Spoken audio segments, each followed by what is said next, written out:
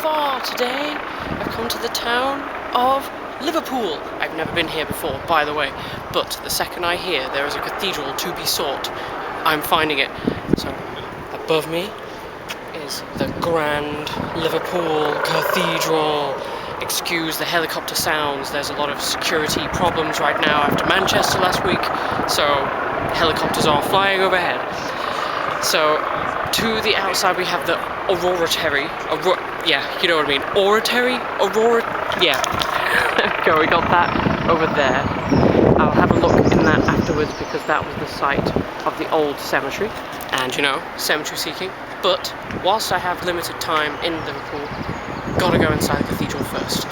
So let's venture in and go inside this largest in the UK cathedral.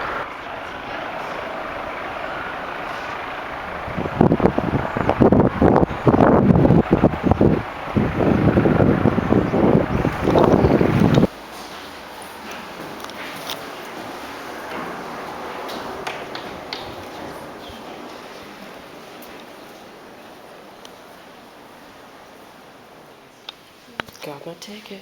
Let's do it. Alright, so going up to the 4th floor now, and then we go to the 10th floor via another lift, and then we go up 180 steps up the tower tour. So here's a general map here. We've just gone up this part. So that's basically we're going to come out as here, and then the next lift, and then walk up the next couple of steps, and then we'll see amazing 360 views of all of Liverpool from the top. Are you ready? I am! So we're at level 5, in between the levels right now, and above this area is the vaulted roof. You can see from here, this is the middle.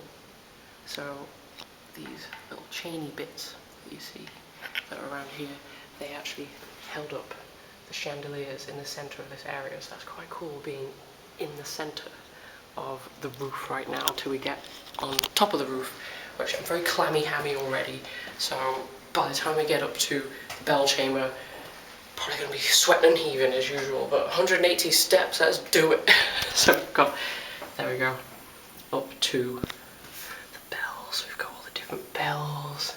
This is where we are right now. That's just currently got to floor 10, and I'm next.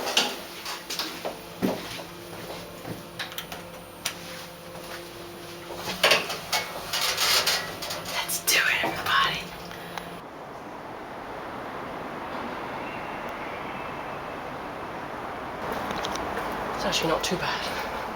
I've done in the 300s of stairs before, so 108 ain't much. But for sure, my ears are popping. That's the whole thing. From up here you can see all the way to the ocean. The docks, I'm not entirely sure which direction I'm facing, so don't count me on that. But there we go, slide through there, excellent view. From this direction you can see the other cathedral, which is the newer design, which is there in the distance. If I have time to visit, then I will. We'll see. Nice play down here. Cemetery. Yes, gotta go down there. I like the way that those tombs are laid out. It's kind of interesting seeing it from above as well, but we'll go down there shortly. That was the roof. I think I kind of prefer the bell tower, to be honest. It's really peaceful in here, and it seems to be an echo chamber for all the birds and people.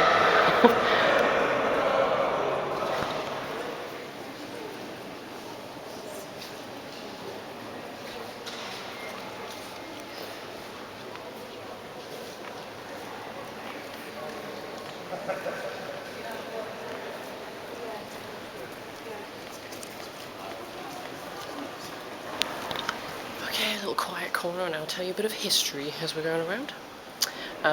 The Liverpool Cathedral is known as the longest cathedral in the world at 189 metres. It's also the 5th largest in the world, which I can completely believe. The height of it is incredible. You definitely need a neck brace once you've been in here.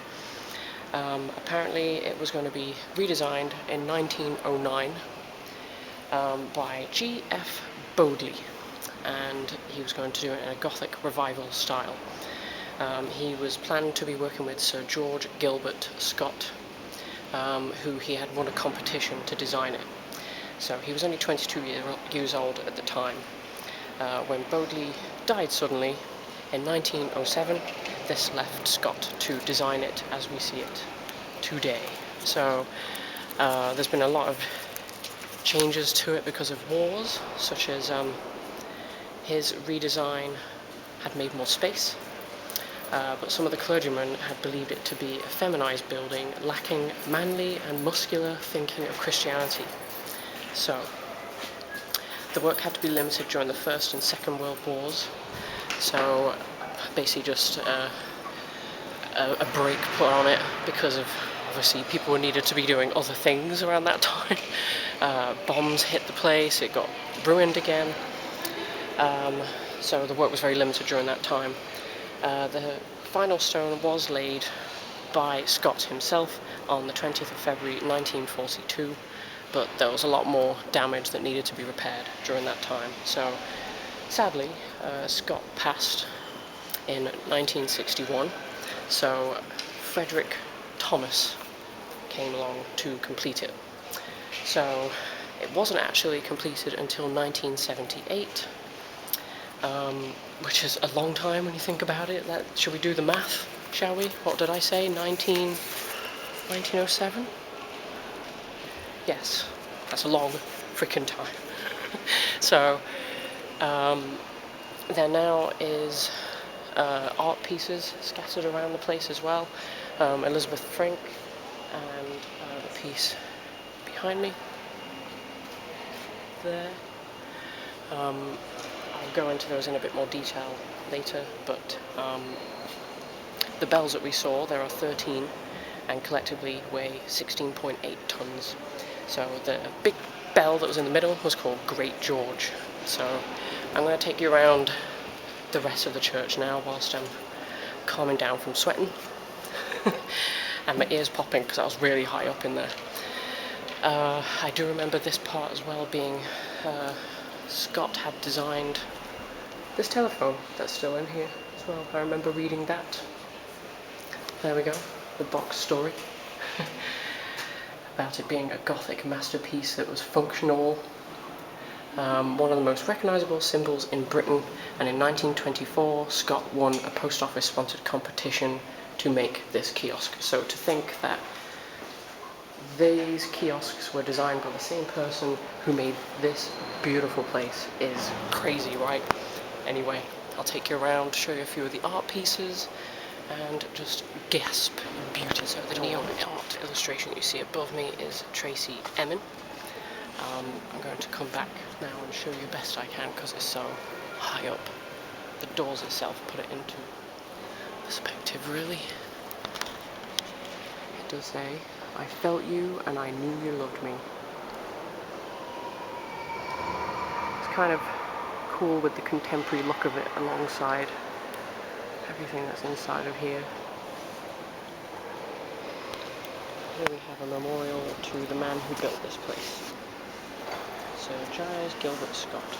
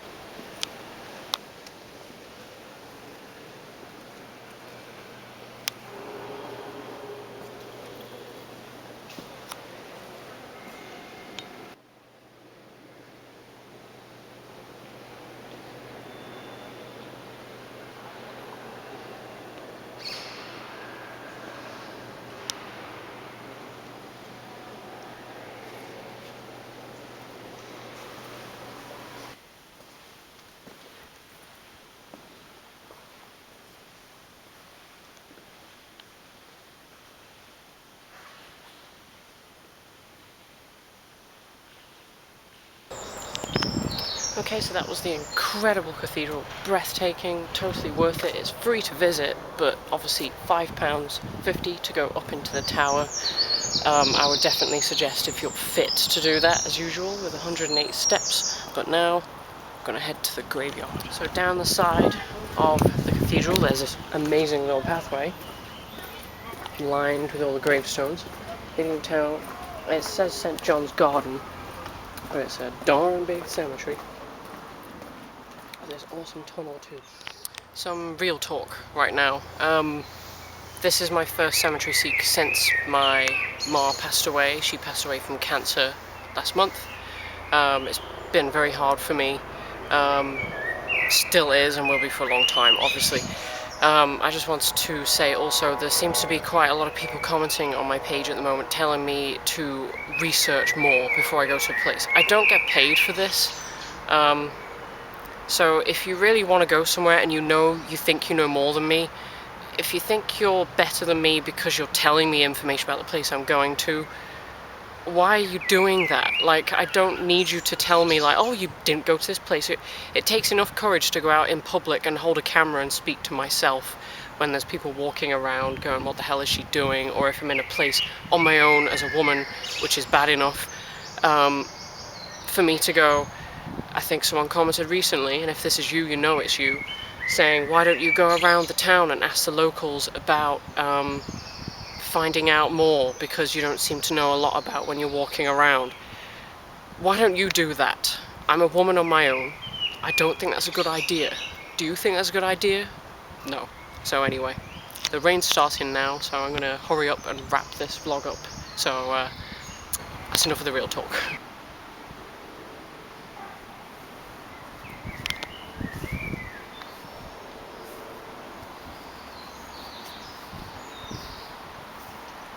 Very much like Nottingham Rock Cemetery, actually. Everything carved into the limestone.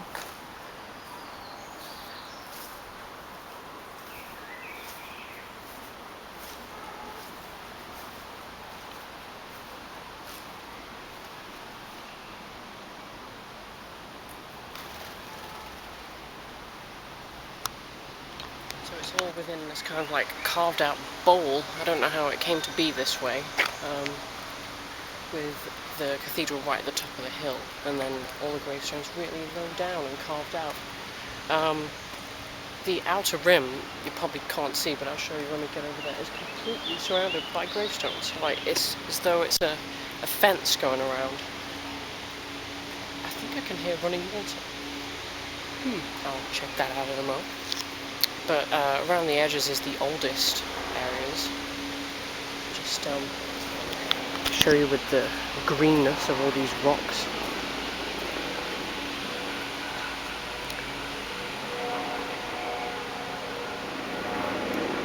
Big gnarled up tree.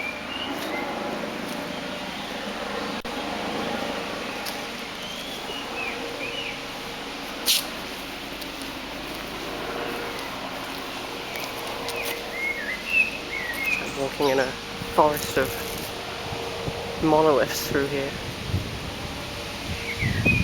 Oh, by the way, I found out from the other vlog how I said there was a broken pillar like that.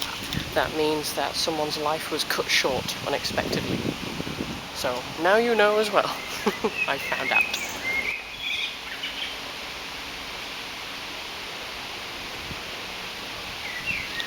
Very similar to the Nottingham Rock Cemetery, there is vaults underneath here, I believe. They've been bricked up, probably never to be seen by human eyes again.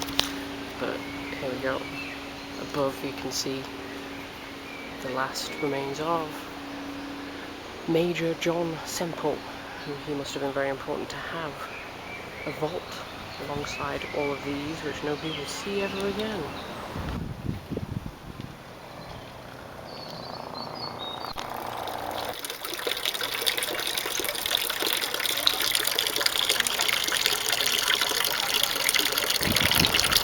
You venture around, you find out more. There's a pillar here that tells you why this is in a bowl. So this garden is situated in a quarry excavation, which was during the 18th century, provided much of the stone used for the buildings of this city. So There we go, everybody. So you can see now we're along the bottom side over here. All of the edge covered with gravestones, and it's so green down here too. A couple of graves from the Liverpool Orphan Boys Asylum. It's very sad. Many children aged 12, 9, 10, 7, 10 months, 3 years, 10 years old, 8 years old.